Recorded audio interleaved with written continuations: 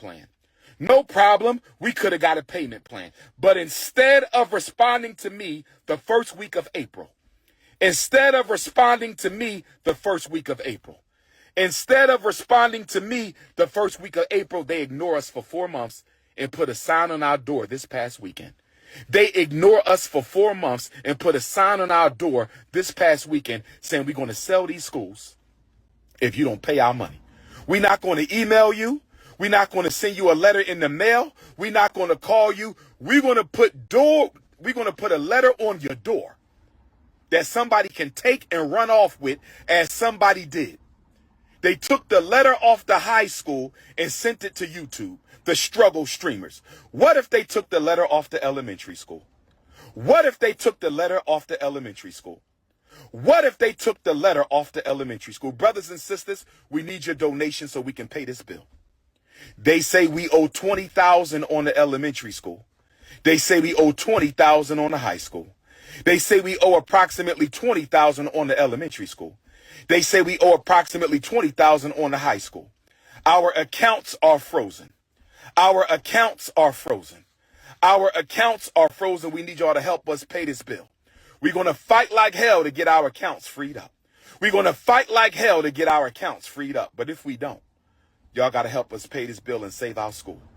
Y'all got to help us pay this bill and save our school. Y'all got to help us pay this bill and save our school. You don't have to root for me, brother. I don't need you. I got more than enough supporters. But I want everybody to know that there might be a protest soon.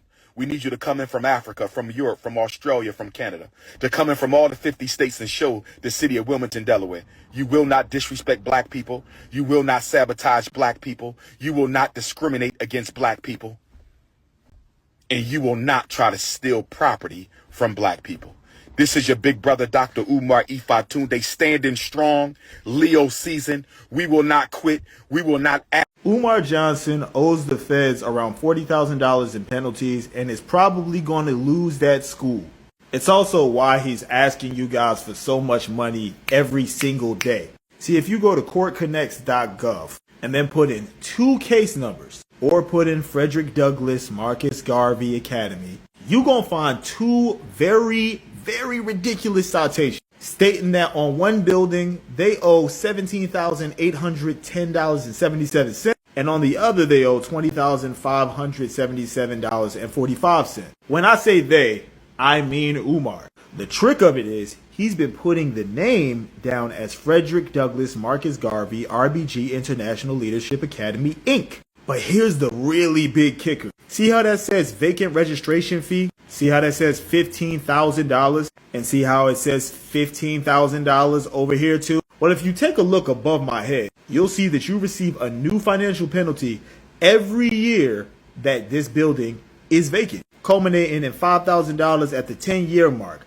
However, there's an additional $500 every year after. Now, I'm going to ask you, if it stops at $5,000 at 10 years of vacancy, but he owes collectively around $30,000 between both buildings in those vacant registration fees, did Umar Johnson ever buy this building, or did he just slap his name on it? All right, so listen up. So Dr. Umar Johnson's accounts were never frozen.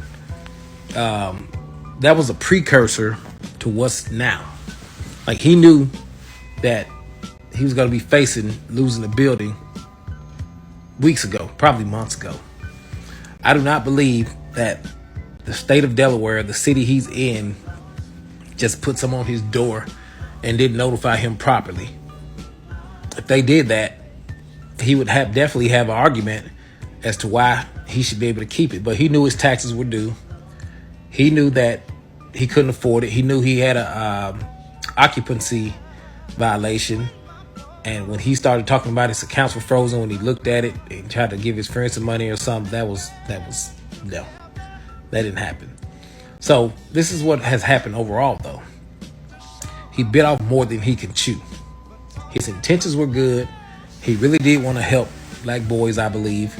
He really wanted to build this amazing school. But like I said in my previous video, without state, federal, and city intervention, actually funding it, it's just too much to do in asking for donations for people on Cash App. Private schools usually have a strong parent base in which the parents pay a huge part of that tuition. And the type of kids he was trying to recruit for this school did not have that parental base from their parents, or didn't have the financial base from their parents.